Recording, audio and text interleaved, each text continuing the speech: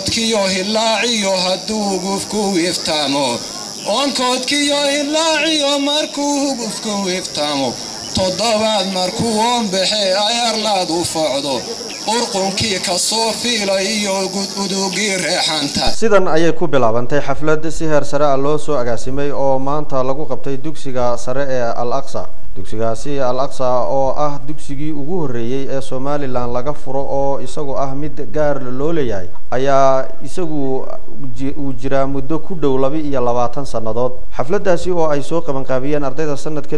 fasalka afraad ee dugsiga sare iyagu ka baxaya ayaa waxa ka soo qayb galay marti sharaf aad u fara badan oo ay ka mid yihiin madax sare oo ka socotay dawladda dhexe ee Somaliland oo ay ugu horeyso marwada madaxweyne ku xigeenka Somaliland marwo Raxma Xaji Maxamed Suldaan iyo wafdi ay hogaaminaysay sidoo kale waxa ka soo qayb galay maamulka waxbarashada gobolka Awdal maamulka dugsigaasi macallimiin iyo arday aad u tiro badan wareen halkaasi waxa ka hadlay maamulaha dugsiyada Al-Aqsa Axmed Cabdillaahi Talan oo isagu markaasi ardayda wax qabadkooda ku dheeraaday dhabarta umada inay yihiin marka shabaabkaasi waxay ku sifoobeen arrimo dhowr ah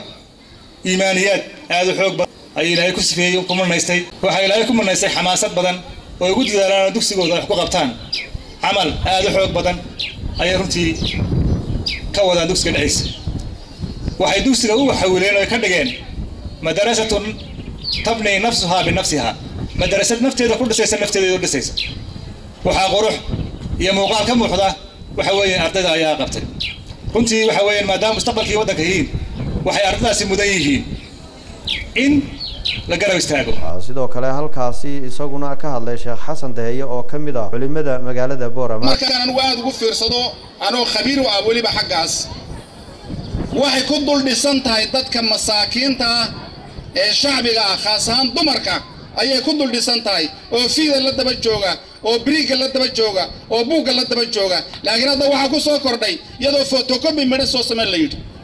wasaaradda lafteeda ayaa ceeb ku tahay inana warba wahayn ardaydu waxay dhigato buuga ay haysato inana midna war wahayn waxa halkaasi iyaduna ka hadashay Raxma Xaji Maxamed Suldaan oo ah marwada u dhaxday madaxweyne ku xigeenka Somaliland mudane Cabdiraxmaan Ismaaciil Saylici waana iskuul qaaliya waa iskuul la daa Somaliland la daa iskuulkan Al-Aqsa waana iskuulkii ugu horeeyay dugsi barayfada qiimo aad u ballaaran oo nagu leeyahay dugsigan Al-Aqsa marka hore mar labaad wuxuu aad qiimo ballaaran ugu leeyahay haween inta leeg dugsi ay ka soo baxaan waxaan u maleynayaa inay ku yartahay dugsiyada Somaliland dambeyntii waxa xafladaasi soo gabagabeeyay Professor Daahir Maxamuud Xaddi oo ah gudoomiyaha waxbarashada ee gobolka Awdal marka masna oo diinteena leh diin al-ilmi iqra bismi rabbika alladhi khalaqa ودينتي وحقسك مركا مرة ديتها أخلاقات دول واحد على جرّين أخلاقات في عينين ويسكور إشعار دينتي كبرانتاي مركا دقنك سوماليا دينت إسلامك يتعليت مركا إسليشيد شخصيات كريمة نقولها xafladan oo ahayd runtii mid si heer sare ah loo soo agaasimay oo ay dadweyne aad u fara badan isku arkeen ayaa iyadu noqonaysa mid ay aad ugu bogeen dadkii ka soo qayb galay dhamaantoodba Xasan Ciise shabakada wararka Sirel News magaalada Boorama